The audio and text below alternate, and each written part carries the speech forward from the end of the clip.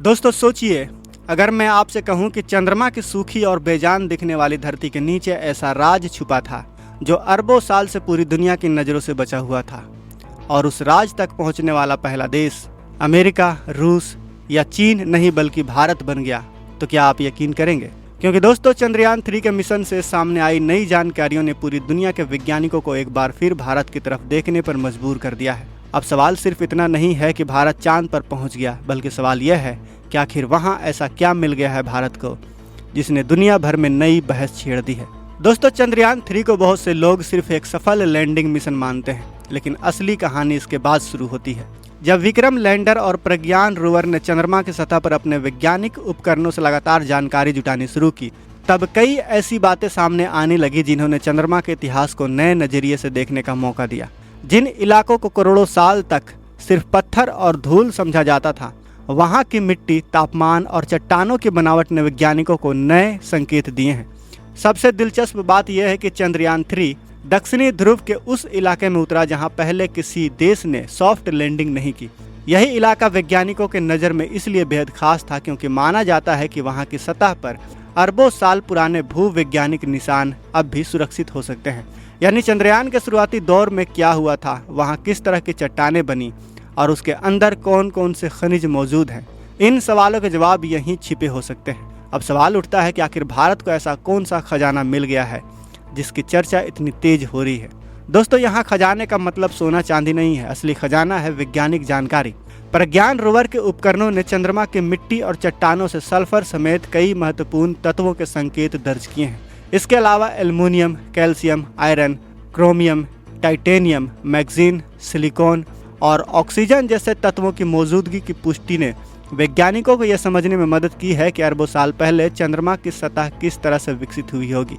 आपको यह जानकर हैरानी होगी कि वैज्ञानिक किसी भी ग्रह या फिर उपग्रह के इतिहास को उसकी चट्टानों में लिखी हुई किताब की तरह पढ़ते हैं।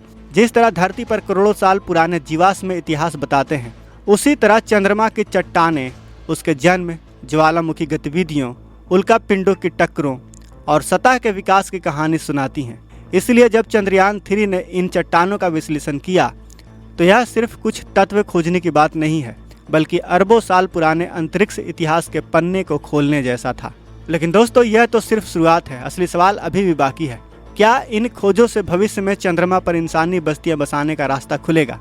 क्या यही जानकारी आगे चलकर पानी, ऊर्जा और दूसरे संसाधनों की खोज में सबसे बड़ी भूमिका निभाएगी? और क्या भारत की यह सफलता दुनिया की नई स्पेस रेस का पूरा खेल बदल सकती है? तो घूम फिर कर यही सवाल आता है कि आखिर इन खोजों का भारत को क्या फायदा मिलने वाला है।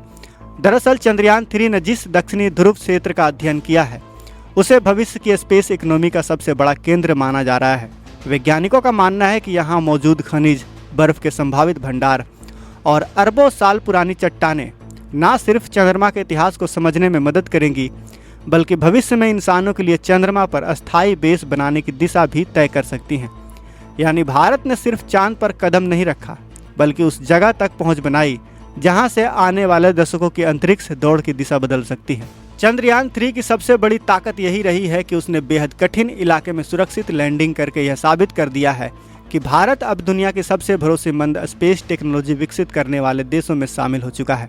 विक्रम लैंडर और प्रज्ञान रोवर ने बेहद कम लागत में जो वैज्ञानिक आंकड़े जुटाए हैं, उन्होंने पूरी दुनिया का ध्यान भारत की तरफ खींच लिया है। यही वजह है कि आज कई देश इसरो के साथ मिलकर भविष्य के चंद्र अभियानों पर काम करने में दिलचस्पी दिखा रहे हैं। दोस्तों इसरो ने जो खजाना खोज निकाला है, यह खजाना किसी सोने, चांदी या फिर हीरो की खान की नहीं है, बल्कि ऐसी वैज्ञानिक जानकारी है जिसकी कीमत पैसों में नहीं आंकी जा सकती। चंद्रमा की सतह पर मौजूद चट्टानें और खनिज अरबों साल पुराने सौर मंडल की कहानी अपने अंदर छिपाए हुए हैं। इन्हें समझकर वैज्ञानिक यह जान सकते हैं कि चंद्रमा कैसे बना, उसकी सतह कैसे बदली और शुरुआती दौर में पूरे सौर मंडल में क्या क्या घटनाएं हुई।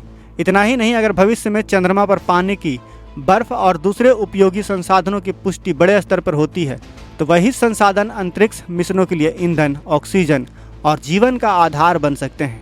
इसका मतलब यह होगा कि भविष्य में मंगल या उससे भी दूर जाने वाले मिशनों के लिए चंद्रमा पर एक स्पेस स्टेशन की तरह इस्तेमाल किया जाएगा। ऐसे में चंद्रयान 3 की खोजें आने वाली पीढ़ियों के लिए बेहद महत्वपूर्ण साबित हो जाती हैं। दोस्तों इस मिशन के पीछे का इतिहास भी कम दिलचस्प नहीं है। 2019 में चंद्रयान 2 की लैंडिंग पूरी तरह सफल नहीं हो पाई थी, लेकिन इसरो के वैज्ञानिकों ने हार नहीं मानी। उन्होंने अपनी गलतियों से सीखा, पूरी लैंडिंग प्रणाली को और बेहतर बनाया और फिर 14 जुलाई 2023 को चंद्रयान 3 लॉन्च किया गया। इसके बाद 23 अगस्त 2023 को भारत ने इतिहास रचते हुए चंद्रमा के दक्षिणी ध्रुव के पास सफल सॉफ्ट लैंडिंग की। उसी दिन पूरी दुनिया ने भारत की वैज्ञानिक ताकत को सलाम किया।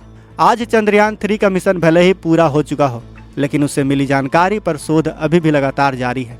आने वाले वर्षों में इन्हीं आंकड़ों के आधार पर नई खोजें होंगी, नए मिशन बनेंगे और शायद इंसानों के चंद्रमा पर बसने की राह भी आसान होगी। इसीलिए यह कहना बिल्कुल गलत नहीं होगा कि चंद्रयान 3 सिर्फ एक मिशन नहीं, बल्कि भारत के अंतरिक्ष भविष्य की नींव मजबूत कर रहा है।